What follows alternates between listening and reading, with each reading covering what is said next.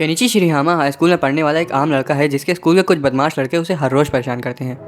उसने अपने karate moves का इस्तेमाल करके उन्हें सबक सिखाने की भी कोशिश करी, लेकिन कोई फ़र्क नहीं पड़ा। स्कूल में उसका कोई भी दोस्त नहीं है, इसलिए वो हमेशा मोटिवेशन की किताबें पढ़ता रहता है। लेकिन एक दिन उसे अपने स्कूल में एक लड़की मिलती है जिसके दादा का कराटे डोजो ज्वाइन करने के बाद उसकी ज़िंदगी पूरी तरह से बदल जाती है। एक दिन लेट होने की वजह से वो जल्दीबाजी में रास्ते पर एक लड़की से टकरा जाता है जो उसे गलती से हमलावर समझ लेती है और उसे ज़मीन पर पटक देती है। लड़की तुरंत माफ़ी मांगती है और किताबें समेटने में उसकी मदद करती है। केनिची उस पर चिल्लाने लगता है, लेकिन लड़की बताती है कि उसके टकराते ही उसका शरीर खुद ब खुद चलने लगा। स्कूल के लिए साथ जाते हुए लड़की लेट होने की वजह से केनिची को लेकर नदी पर से छलांग लगाती है। वो तो उसे आसानी से पार कर लेती है, लेकिन बेचारा केनिची नदी में ही गिर जाता है और लड़की को उसे बचाना पड़ता है। स्कूल देरी से पहुंचने की वजह से केनिची को तो बाहर खड़ा कर दिया जाता है, लेकिन लड़की अंदर आ जाती है। क्लास में आते ही लड़की अपना नाम फुरिंजी म्यू बताती है और जब टीचर को पता चलता है कि वो एक नामचीन स्कूल से यहाँ पढ़ने आई है तो वो उसकी बुद्धिमत्ता पर शक करता है। लेकिन लड़की अपनी बात को साबित करने के लिए टीचर को बताती है कि लेट आने की वजह से सज़ा के तौर पर वो केनिची के साथ बाहर खड़ी होने जा रही है। क्लास के बाहर फुरिंजी उसे शुक्रिया बोलती है, भले ही उसने उसकी मदद करी थी, और पूछती है कि क्या वो उसका दोस्त बनना चाहेगा। ये सुनकर केनिची का मूड पूरी तरह से बदल जाता है और वो तुरंत उसका दोस्त बनने को राजी हो जाता है। क्लास के बाद केनिची अपने कराटे क्लब जा रहा होता है कि रास्ते में अजीब से दिखने वाला ये लड़का निजीमा उसे रोक लेता है और परेशान करने लगता है। उसे कायर कहता है और फुरिंजी के बारे में पूछता है, लेकिन जब उसे वो जवाब नहीं मिलता जो वो सुनना चाहता था, वो केनिची को पीट देता है। कराटे क्लब में भी उसे बहुत बुरी तरह से पीटा जाता है और सभी उसे हारा हुआ कहकर उसका मजाक उड़ाने लगते हैं। क्लब खत्म होने के बाद उसे हर बार की तरह साफ सफाई का काम सौंप दिया जाता है और काम खत्म करने के बाद वो पंचिंग बैग पर प्रैक्टिस करने लगता है। लेकिन तभी ये बदमाश लड़का केनिची को रोक देता है और उसके पेट में मुक्का मारते हुए बोलता है कि कमज़ोर होने के कारण वो इस क्लब में रहने के लायक नहीं है। वो उसे क्लब छोड़ने की धमकी देने लगता है, जिस पर केनिची बोलता है कि अगर वो ताकतवर बन जाए तब तो उसे क्लब छोड़ने की कोई ज़रूरत नहीं है। ये सुनकर लड़का अपनी हंसी रोक नहीं पाता और उसे मुकाबले की चुनौती देते हुए वो एक हफ्ते का समय देता है जिसमें हारने वाले को क्लब छोड़ना पड़ेगा। घर जाते वक्त वो ताकतवर होने की किताब पढ़ रहा होता है और दुश्मनों को हरा कर हीरो बनने के अपने ख्यालों में खोया हुआ होता है। अचानक से वो रास्ते में देखता है कि कुछ गुंडे फुरिंजी और एक बुढ़े को परेशान कर रहे हैं। हीरो बनने की जगह केनिची दुम दबाकर वहाँ से भाग जाता है, लेकिन थोड़ी देर बाद उसे खुद पर शर्म आती है कि उसकी दोस्त मुसीबत में है और वो उसे अकेला छुड़ाया। इसलिए वो दोबारा से वहाँ जाता है और गुंडे पर उल्टे सीधे मुक्के चलाने लगता है, ये सोच कर कि कोई ना कोई मुक्का तो उसे लग ही जाएगा। लेकिन जब वो उसे लगता है तो गुंडे पर उसका कुछ असर नहीं होता। गुस्से में आकर वो चाकू निकाल लेते हैं, लेकिन वो कुछ कर पाते उससे पहले ही फुरिंजी तेजी से उन पर हमला करती है और उन्हें आसानी से हरा देती है। गुंडे फौरन वहाँ से भाग जाते हैं और लड़की केनिची को बहादुर बताकर फिर से बेवजह शुक्रिया बोल देती है। फुरिंजी उसे बताती है कि वो अपना पहला दोस्त पाकर कितना ज़्यादा खुश है और केनिची उसे अपने कराटे क्लब के खराब एक्सपीरियंस के बारे में बताता है। ये सुनकर वो बोलती है कि कराटे की नींव कमज़ोरों को बदमाशों से बचाने के लिए रखी गई थी, ना कि उन्हें परेशान करने के लिए। वो उसे मार्शल आर्ट और कराटे सीखने के लिए एक अच्छी जगह ढूंढने को कहती है। उसके दिए हुए नक्शे का पीछा करते हुए वो एक वीरान जगह तक पहुंच जाता है। वो वहाँ का दरवाज़ा खोलने की कोशिश करता है, लेकिन कुछ नहीं होता। तभी एक विशाल बूढ़ा अचानक से वहाँ आकर आसानी से सिर्फ एक उंगली की मदद से दरवाज़ा खोल लेता है। ये देखकर केनिची चौंक जाता है और घबरा कर वहाँ से भागने लगता है, लेकिन बूढ़ा आदमी उसे रोक लेता है। केनिची उससे पूछता है कि क्या वो मार्शल आर्ट्स का मास्टर है। बूढ़े को लगता है कि वो उसकी बेइज्जती कर रहा है, इसलिए वो उसे बताता है कि वो अपनी पूरी ज़िंदगी में एक भी मुकाबला नहीं आ रहा है। हैरान केनिची उसे बताता है कि फुरिंजी ने उसे भेजा है और ये सुनकर बूढ़ा उसे अंदर ले जाता है। अंदर उनका सामना एपेचाई नाम के एक आदमी से होता है जो मुक्केबाजी की अपनी कला की बहुत ज़ोरदार ट्रेनिंग कर रहा होता है। केनिची को देखते ही वो और जोश में आ जाता है और अपनी स्किल्स को दिखाते हुए दीवार पर मुक्के मारने लगता है। वो आगे बढ़ जाते हैं जहाँ एक कमरे में केनिची को एक लड़की दिखाई देती है। केनिची को पहली नज़र में तो बहुत ज़्यादा क्यूट लगती है, लेकिन वो दंग रह जाता है जब वो अपनी तलवार के एक ही वार से वहाँ लगे सभी ब्लेड्स को काट देती है। वो चुपके से उसकी तस्वीर ले रहे आदमी पर भी हमला करती है, लेकिन एक निंजा स्टार केनिची की तरफ भी आ जाता है, जिसे ऐन वक्त पर बूढ़ा रोक लेता है और उसे उससे दूर रहने की सलाह देता है। उसके बाद बूढ़ा उसे सकाकी नाम के इस आदमी से मिलवाता है जो उसे ट्रेनिंग करवाएगा, लेकिन सकाकी को उसे अपना चेला बनाने का कोई इरादा नहीं था। वो अपने जानलेवा मुक्के केनिची को दिखाता है और बोलता है कि अगर वो उसके साथ ट्रेनिंग करेगा तो 3 दिनों के अंदर ही अपना दम तोड़ देगा। केनिची का बाली उम्र में मरने का कोई इरादा नहीं था, इसलिए वो डोजो में ट्रेनिंग ना लेने का फैसला करता है और वहाँ से जाने लगता है। हालांकि जब वो एक और डरावने आदमी को देखता है तो वहीं बेहोश हो जाता है। आश्चर्य से फुरिंजी उसे दगाती है और पूछती है कि क्या वो ठीक है। केनिची फ़ौरन उससे वहाँ से चलने को बोलता है क्योंकि उसे लग रहा था कि वो जगह खतरे से खाली नहीं है, लेकिन वो मना कर देती है और उसे हैरान करते हुए खुलासा करती है कि ये अजीब जगह जहाँ पर वो अभी है उसका घर है और बूढ़ा और कोई नहीं बल्कि उसके दादाजी हैं। वो केनिची को वहाँ मौजूद सभी मार्शल आर्टिस्ट से मिलवाता है और रियोजन पाकू नाम की उस जगह के बारे में बताता है। उनमें कराटे भट्टर शियो सकाकी, गुप्त मुथाई बॉक्सिंग का मास्टर एपाचाई, कई प्रकार की चाइनीज़ मार्शल आर्ट्स में माहिर कंसाइमा, एक वॉरियर और फिलोसोफर अकासेम कुत्सोजी और तलवारबाजी और हथियार संभालने में माहिर शुगर कोसाका है। उसके बाद दादाजी खुद को घर का मुखिया बताते हैं और ये सब सुनकर केनिची का दिमाग घूमने लगता है। उसको संभालने की जगह फुरिंजी सबके लिए चाय बनाने का बहाना बनाकर केनिची को उन फाइटर्स के बीच अकेला छोड़कर चली जाती है। वो सोचते हैं कि वो केनिची को यहाँ क्या सोच कर लाई है और क्या वो दाखिला लेने से पीछे हट जाएगा। दादाजी उससे सीधा पूछते हैं कि क्या वो रियोजन पाकू में उनके साथ जुड़ना चाहता है, जिस पर वो पहले तो थोड़ा हिचकिचाता है, लेकिन फिर हाँ बोल देता है, ये सोच कर कि उनके साथ जुड़कर वो भी ताकतवर बन जाएगा।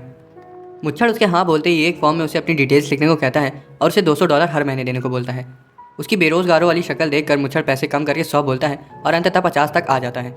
ऐसा लग रहा था कि उन्हें सिर्फ पैसों से मतलब है और जब तक वो उन्हें मिल रहे हैं उन्हें किसी चीज़ की परवाह नहीं है। तभी फुरिंजी सभी के लिए चाय लेकर आ जाती है और मास्टर्स को देने लगती है। दादा बताते हैं कि उनकी फीस इतनी ज़्यादा इसलिए है क्योंकि उनकी आर्थिक स्थिति अभी ठीक नहीं चल रही है और ये केवल फुरिंजी के बही खाता ठीक से रखने के कारण ही वो इस आर्थिक संकट के दौरान जी पाए हैं। घर में उसकी बाकी जिम्मेदारियां सुनने के बाद केनिची को लगता है कि वो उसके साथ नौकरों वाला बर्ताव कर रहे हैं और कम से कम उसकी रक्षा करने के लिए वो रोजाना वहाँ आने की ठान लेता है। दादाजी अकासेम को उसका शिक्षक बना देते हैं क्योंकि उसके पास पढ़ाने का अनुभव है और वो काफ़ी शांत स्वभाव का है। ट्रेनिंग शुरू होने से पहले केनिची को अपनी जान का डर सताने लगता है और उसे अपने फैसले पर पछतावा होने लगता है। बिना समय बर्बाद किए अकासेम केनिची से उसके मार्शल आर्ट के अनुभव के बारे में पूछता है। केनिची कोई अनुभव न होने की अपनी बात को स्वीकार करता है और स्कूल में धमकाए जाने के बारे में बताता है। अकासेम उसे आश्वासन देता है कि जुजुत्सु सीखने के बाद वो खुद को बचाने में सक्षम हो जाएगा और वो दूसरों के मुकाबले कम शक्ति बरतने का वादा भी करता है। लेकिन अपने जीवन का सबसे बड़ा झटका उसे ट्रेनिंग के वक्त मिलता है, जिसके एंड्योरेंस टेस्ट में उसे अपना बैलेंस बनाते हुए 2 बड़े मटकों को पकड़ कर रखना है और अगर वो थोड़ा सा भी लड़खड़ाया तो सुइयां उसे चुभ जाएंगी और वो नीचे से जल जाएगा। वो सोचता है कि अगर ये शुरुआती बढ़ाव है तो आगे उसका क्या हाल होगा। दूसरे मास्टर के साथ ट्रेनिंग करने के बारे में सोचते ही उसकी रूह कांप जाती है। जब वो लड़खड़ाता है तो सुइयां उसे चुभ जाती हैं और वो दर्द के मारे उछल जाता है। अकासेम उसे थोड़ी देर का ब्रेक देता है और फिर से उसे ट्रेनिंग के हिस्से के तौर पर एक टास्क देता है। केनिची को अकासेम को खींच कर दौड़ते हुए 3 ट्रेन स्टेशन पार करके एक पार्क तक ले जाना है। उसके बाद अकासेम उसे रेस्ट दे देता है, लेकिन केनिची इतना ज़्यादा थक चुका था कि वो मुश्किल से चल पा रहा था, जिस वजह से वो फिर से डोजो छोड़ने की सोचता है। हालांकि फुरिंजी को देखने के बाद उसका मन बदल जाता है और वो वापस आने का फैसला करता है। अगले दिन उसकी असली ट्रेनिंग की शुरुआत होती है। उसे पानी से भरे 2 बड़े घड़ों को लेकर खंभों के बीच चलना पड़ता है। वो अकासेम से पूछता है कि मसल ट्रेनिंग के बजाय वो वास्तव में जुजुत्सु कब सीखेगा, जिस पर अकासेम बताता है कि पहले उसे अपनी ताकत बढ़ानी होगी। वो केनिची को समझाते हुए बोलता है कि एक चींटी चाहे जितनी भी तकनीक का इस्तेमाल कर ले, वो हाथी को अपनी ताकत से नहीं हरा सकती, लेकिन अगर उन दोनों की ताकत की बराबरी की जाए तो वो अभी उस चींटी से भी कमजोर है। अपनी इतनी गंभीर बेइज्जती केनिची को सहन नहीं होती और फिर से जोजो छोड़ना चाहता है, लेकिन अकासेम उसे चींटी की मेहनत के बारे में याद दिलाते हुए दृढ़ रहने को प्रेरित करता है। ये देखते हुए कि अकासेम के पास अब अपना स्टूडेंट है, बॉक्सर अपेचाई भी उसे ट्रेनिंग देने को कहता है और इसी तरह केनिची को उसकी सीमाओं तक ढकेल दिया जाता है। बुजुर्ग को काफ़ी दिलचस्प लगता है और वो उसे कई मास्टर से ट्रेनिंग मिलने के लिए आभारी होने को कहता है।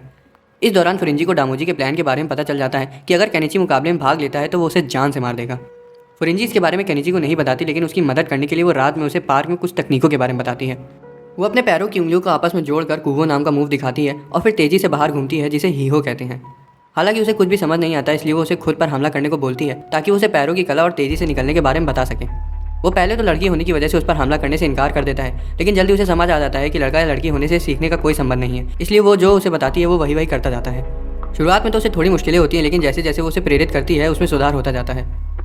अगले दिन फुरिंजी उसके साथ स्कूल जाने के लिए रुकी हुई होती है और सोचती है कि उसे इतनी देर क्यों लग रही है, लेकिन जल्द ही वो देखती है कि केनिची उसी फुटवर्क को प्रैक्टिस करते हुए उसकी ओर आ रहा है जो उसने कल रात को सिखाया था। वो उसे बताता है कि वो सुबह घर से जल्दी निकला था, लेकिन इस तरीके से चलने की वजह से उसे आने में देरी हो गई।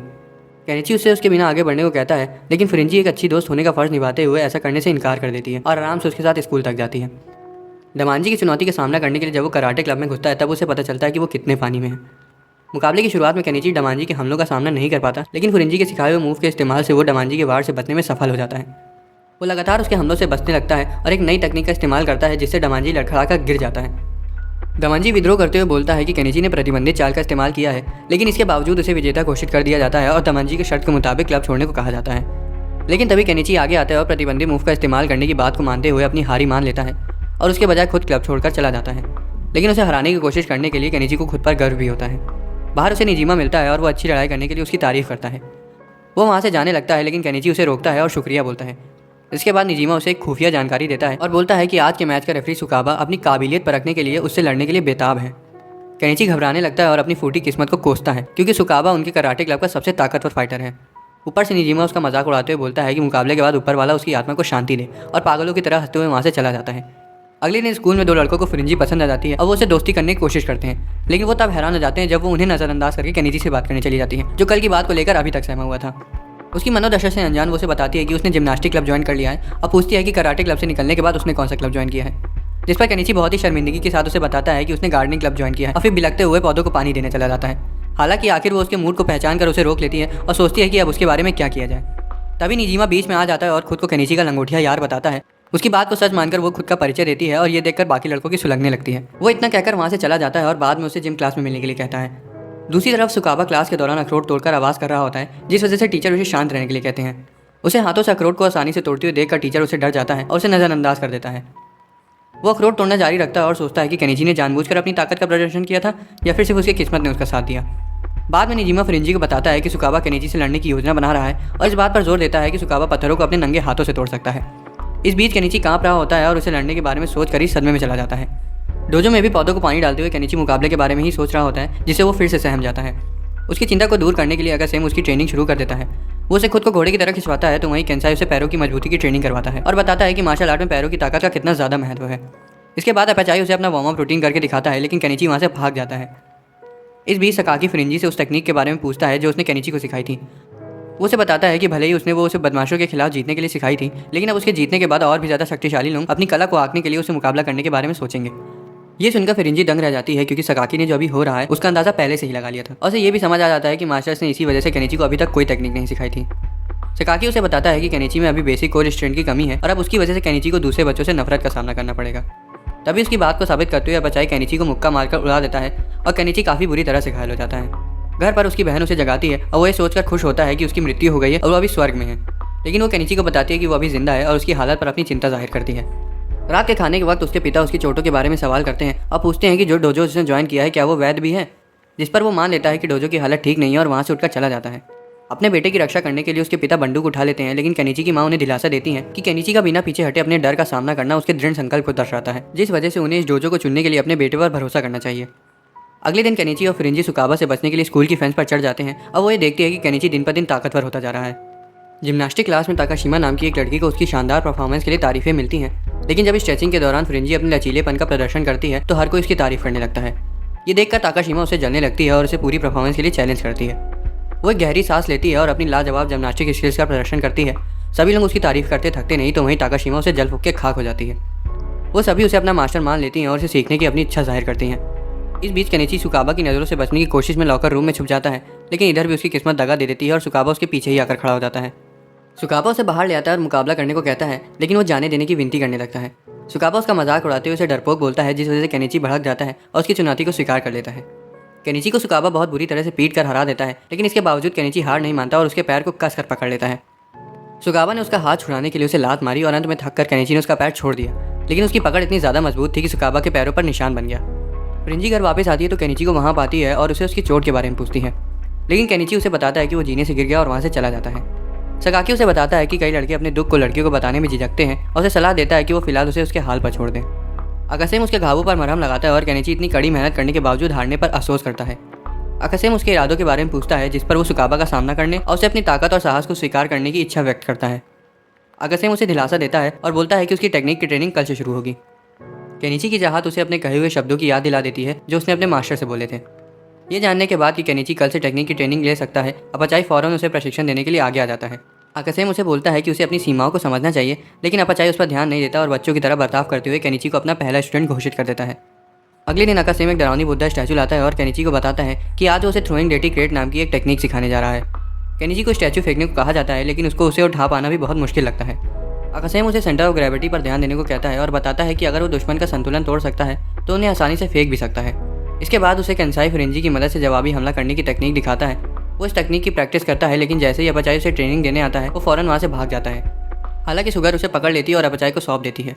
इच्छा ना होते हुए भी वो बॉक्सिंग ग्लव्स पहन लेता है और ऊपर वाले से अपने जीवन की दुआ करता है। ट्रेनिंग की शुरुआत में जब तक केनिची पैडिंग कर रहा था तब तक तो सब कुछ सही था, लेकिन जैसे ही अपाचाई उसे उसके मुक्के से बचने के लिए कहता है तो वो वहीं उसके झटके से बेहोश हो जाता है। जैसे जैसे वो थ्रोइंग टेक्निक और काउंटर अटैक टेक्निक की प्रैक्टिस करता है उसकी ट्रेनिंग और तेज़ होती जाती है। हर बार जब वो स्टैचू को ज़मीन पर पटकता है तो अगली बार आसान होने की बजाय उसे उठाना और ज़्यादा मुश्किल हो जाता है। इस समय सकाकी उसकी ट्रेनिंग को दूर से देखता है और वो धीमे धीमे उसे पसंद करने लगता है। वो 3 दिनों से ज़्यादा रुकने के लिए केनिची की तारीफ करता है और स्टैचू को ध्यान से देखने को कहता है। अचानक से केनिची को दिखाई देता है कि स्टैचू पिछली बार से थोड़ी बड़ी है और उसे जल्दी अलग अलग साइज़ के बुद्धा स्टैचू से भरा कमरा भी मिल जाता है, जहाँ से अकासेम चालाकी से हर रोज़ उसकी स्टैचू बदल रहा था। उस पर दया दिखाते हुए सकाकी उसे 1 दिन की छूट देता है और एक नई टेक्निक सिखाने का ऑफर देता है। वो उसके अपोनेंट के कराटे स्टाइल के बारे में पूछता है, लेकिन केनिची उससे कहता है कि उसे नहीं पता।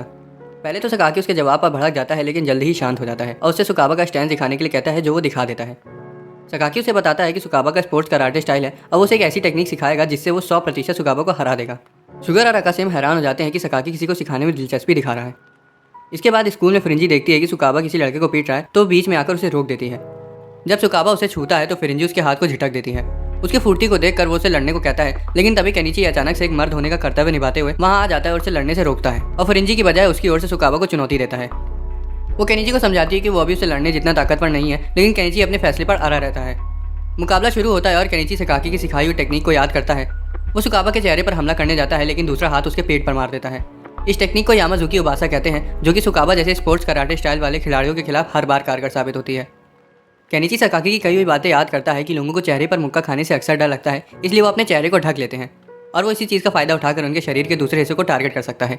सुकाबा गुस्सा आ जाता है और उस पर हमला करता है, लेकिन केनिची अपनी पलटवार टेक्निक का इस्तेमाल करता है और आखिर में थ्रोइंग टेक्निक का इस्तेमाल करके सुकाबा को जमीन पर पटक देता है। स्टैचू के मुकाबले सुकाबा काफ़ी हल्का था, जिस वजह से केनिची ने उसको आसानी से फेंक दिया।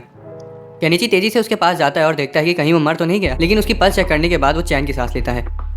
फुरिंजी को यह देखकर अच्छा लगता है कि केनिची अपनी भलाई से पहले अपने अपोनेंट की हालत की परवाह कर रहा है। डोजो में वो फकरे से बताता है कि वो सुकाबा से मुकाबला जीत गया है, लेकिन सकाकी उसे बताता है कि उसकी मुश्किलें तो अब शुरू होंगी और इसके बारे में उसे जल्दी ही पता चल जाएगा। अगले दिन स्कूल में केनिची को थोड़ा अजीब लगता है क्योंकि उसके आसपास के सभी लोग उससे डरने लगते हैं। वो फुरिंजी को इसके बारे में बताता है, जिसके बाद उसे पता चलता है कि निजीमा सुकाबा के खिलाफ उसकी जीत का ढिंढोरा पीट रहा है और वो उसकी वजह से उसे हड़काता भी है। हालांकि फुरिंजी इस बार निजीमा का साथ देती है और खुलासा करती है कि उसी ने 2 गोलगप्पों के बदले उसको केनिची के बारे में बताया था। तभी वो देखते हैं कि 2 गुंडे मवाली उसको ढूंढ रहे हैं और उन्हें देखकर वो छोटे बच्चों की तरह निजीमा के पीछे छिप जाता है। यहाँ पता चलता है कि वो गुंडे रैग्नारॉक नाम की गैंग के मेंबर्स हैं और सुकाबा के खिलाफ केनिची की जीत को सुनने के बाद उसे चुनौती देने के लिए ढूंढ रहे हैं। उनके जाने के बाद निजीमा केनिची को डराता है और बोलता है कि 1 लाख येन के बाद हॉस्पिटल के बिल पर टैक्स नहीं लगता। केनिची डर के मारे कांपने लगता है और एक बार फिर से अपनी फूटी किस्मत को दोष देता है।